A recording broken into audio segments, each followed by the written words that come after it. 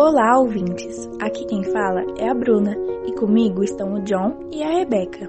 Somos estudantes do terceiro perfil de Química da UFSCar de Araras e hoje iremos falar sobre a Propionibacterium shermani. A bactéria pode ser caracterizada pelo formato de bacilos curtos. Ela é gram-positiva, não forma esporos e nem possui motilidade. São micro-organismos mesófilos, anaeróbios e aerotolerantes, capazes de realizar fermentação com temperatura ideal de crescimento, entre aproximadamente 30 e 32 graus Celsius. Apresentam maior sensibilidade a ambientes com altas concentrações de sal e nitrato, porém de pH baixo, tendo como faixa ideal de crescimento entre 6 e 7, com máximo de 8,5 e mínima de 4,6. Entretanto, a quantidade de sal que esse organismo pode resistir varia de acordo com o pH do meio. Em pH igual a 7, pode tolerar até 6% de sal, mas apenas 3% em pH igual a 5,2. Sendo que acima de 1,2 de sal no meio, sua produção de gás é gradualmente retardada. Por possuírem produtos metabólicos de muita utilidade, as bactérias propiônicas são de grande relevância para a indústria alimentícia, garantindo características únicas, como o sabor e a textura repleta de olhaduras de diversos queijos de massa cozida. Essa bactéria é naturalmente encontrada no leite. Ela foi descoberta através de um questionamento. Como se formam as olhaduras presentes em alguns queijos, neste caso em específico do queijo emmental? A resposta é que isso ocorre porque essa bactéria é responsável pela produção do dióxido de carbono, que é o que gera esses buraquinhos. Além disso, ela também produz o ácido propiônico, que é o que atribui sabor característico ao queijo. A formação desse gás pode ocorrer sob diferentes vias metabólicas. A mais antiga é a via de Fitts. Ocorre através do metabolismo do ácido lactato, gerando 2 ácidos propiônicos, um ácido acético e um dióxido de carbono. Ao passar de décadas, foi a via clássica, a mais usada para descrever a formação de gás, pela Propionibacterium shermani. Existem outras 2 vias metabólicas mais recentes. Uma delas é a de fixação do dióxido de carbono, no qual o ácido lático é metabolizado formando ácido acético, ácido propiônico e gás carbônico. A terceira é a via de fermentação do aspartato. Ela possui uma maior capacidade de formar gás. A aspartase é uma enzima encontrada em bactérias propiônicas e catalisa a desaminação do ácido aspartico. A fermentação do lactato é acoplada a aspartato e forma ácido acético, ácido succínico e amônia. Destaca-se que nessa via não há produção de ácido propiônico. Ela também possui grande relevância nas indústrias farmacêuticas, sendo empregado na produção de vitamina B12, também conhecida como cobalamina, que é indispensável para seres humanos, já que apresenta uma importante função no sistema nervoso central, mantendo a cognição e prevenindo a degeneração das células. Quem falará mais sobre essa vitamina essencial é o John.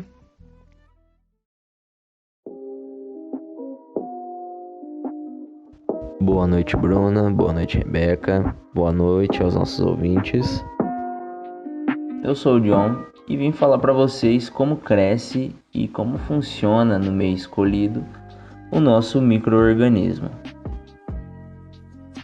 As espécies de Propionibacterium, no geral, possuem uma enorme quantidade de enzimas e isso torna elas capazes de utilizar muitas fontes de carbono para o seu desenvolvimento. Logo, existem muitas vias metabólicas possíveis. Esse gênero de bactéria pode se desenvolver com açúcares, com ácidos orgânicos, com polióis, como o glicerol e o eritritol. Mas aqui eu vou me atentar apenas à produção de vitamina B12 em específico. Bom, o meio, já visando a produção mais específica de B12, além de açúcares fermentáveis e proteínas, também precisa conter cloreto de cisteína, cobalto e o ligante axial inferior 5,6-dimetilbenzimidazol. para otimizar a produção da vitamina B12. A vitamina B12 ela é produzida por essas bactérias porque ela é cofator de uma enzima que é chave no metabolismo delas, que é a metilmalonil coenzima A mutase. Nesse cenário, com a fermentação submersa de 2 a 4 dias, a maior parte do produto será 5-desoxiadenosylcobalamina. Logo após dessa fase, a gente fornece oxigênio. Essa fase aeróbica agora dura 4 dias e produz pseudocobalamina. É importante salientar, a bactéria não vai morrer quando a gente fornecer oxigênio, porque ela é tolerante ao oxigênio. Bom, a pseudocobalamina tem algumas propriedades das cobalaminas, mas não todas. Então, ainda não é vitamina B12.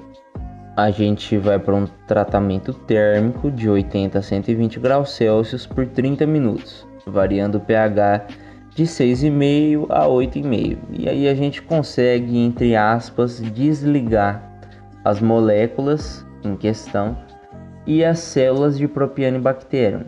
No processo de centrifugação, a gente remove as células, rola um tratamento ácido, filtração logo em seguida, e aí normalmente se adiciona cianeto ao meio. Foi produzido assim cianocobalamina, que é uma das formas de B12. Voltando a falar do meio, do meio em que se desenvolve o nosso micro-organismo, por que o cobalto ele é essencial? O cobalto ele está no centro da molécula de cobalamina, que é um subproduto metabólico. Só que sem o cobalto, esse subproduto metabólico acaba sendo outro. Então é por isso que para otimizar que esse subproduto metabólico seja cobalamina, a gente coloca aí uma quantidade a mais de cobalto. Claro que as concentrações e as quantidades de tudo que está sendo colocado no meio já foi determinado experimentalmente, Então já se tem o conhecimento prévio da quantidade necessária de cobalto no meio. A molécula da cobalamina, ela contém um sistema de anéis corrina. O cobalto é mantido no centro do anel corrina por 4 ligações coordenadas com os nitrogênios dos grupos pirrol. O anel tetrapirrólico vai receber 2 grupos de metil e depois metilações na estrutura, e assim a gente tem a estruturação da cobalamina. A gente está falando aqui só da cianocobalamina, mas a vitamina B12 tem outra forma, que é a metilcobalamina, e a única diferença para a cianocobalamina é que, ligado ao íon cobalto, a gente tem um grupo metil, no caso da metilcobalamina, e na cianocobalamina a gente tem a molécula de cianeto ligada ao cobalto.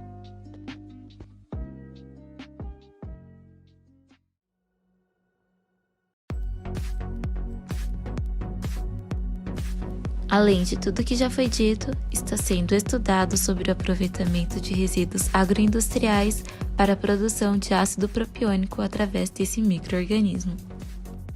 O ácido propiônico é um ácido orgânico que pode apresentar diversas aplicações nas indústrias de cosméticos, plásticos, farmacêuticos e, na maior parte, na indústria de alimentos, já que ele pode atuar como antimicrobiano, anti-inflamatório, herbicida, conservante, intermediário de perfumes e outros.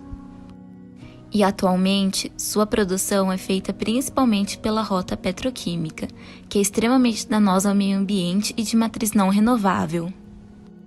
Mas também existe a rota fermentativa, que consiste no processo limpo, com o emprego de micro-organismos específicos que são capazes de consumir um substrato renovável, como o glicerol, gerando um produto específico. E essa via ocorre através do crescimento lento de algumas espécies anaeróbias, gram-negativas e gram-positivas, como a Propionibacterium. E apesar de ser necessário a realização de mais estudos complementares, é possível dizer que a produção do ácido propiônico a partir da Propionibacterium shermani é promissora. o que é de grande vantagem para nós, visto que poderá substituir as rotas petroquímicas.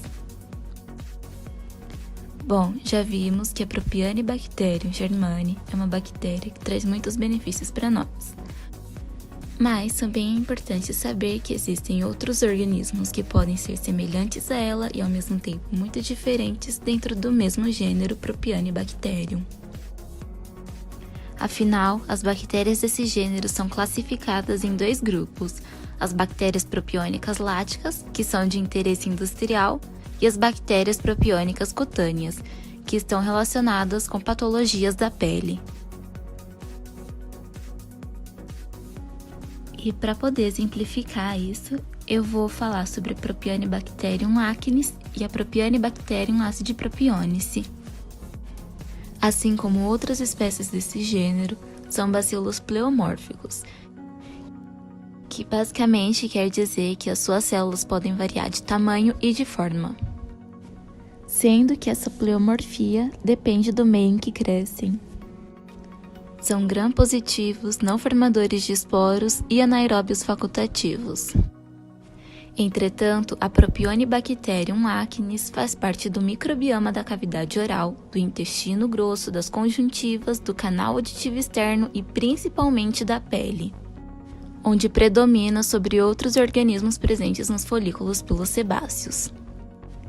Essa bactéria está associada a infecções e condições inflamatórias, sendo ela a responsável pela formação da acne vulgar e outras doenças, como a sinovite, pustulose, hiperostose, osteite e até mesmo sarcoidose. Já a Propionibacterium acidipropionice é encontrada em derivados de leite e no solo, sendo considerado o organismo desse gênero com maior capacidade de produção de ácido propiônico através de sua via heterofermentativa chamada de ciclo de Wood-Verkman. Sendo isso o que a diferencia das outras bactérias propiônicas láticas: seu perfil de fermentação.